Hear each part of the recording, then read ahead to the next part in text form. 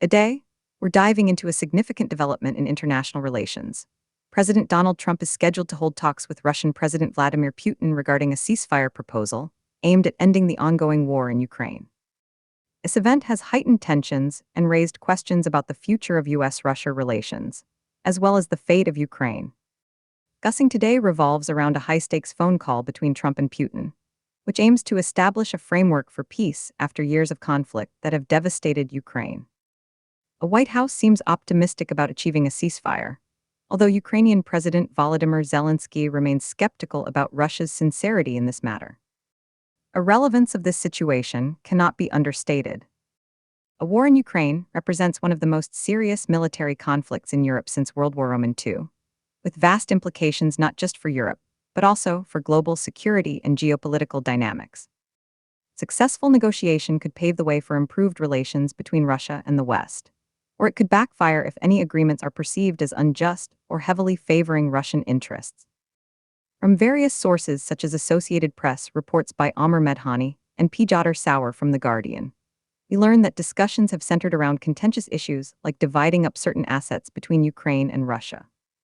Include negotiations over the Zaporizhzhia nuclear power plant, Europe's largest, which has been caught in crossfire since 2022.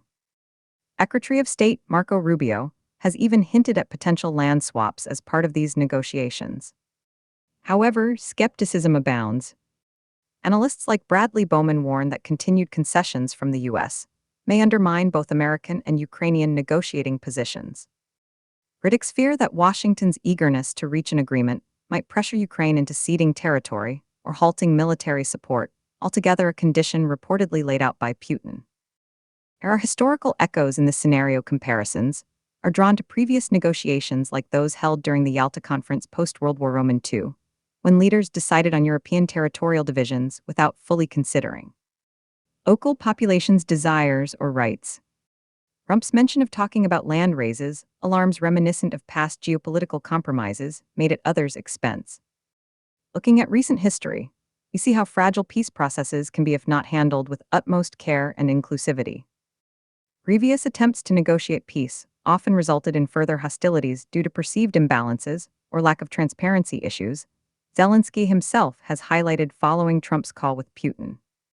In conclusion, today's developments showcase a critical moment where diplomacy hangs delicately balanced against long-standing grievances and complex geopolitics. Hope for peace through dialogue. There remains significant risk involved, especially if key stakeholders like Ukraine are not adequately included or consulted throughout this negotiation process. We await more details from these talks. It's crucial to consider the broader implications such deals may have on international security dynamics moving forward.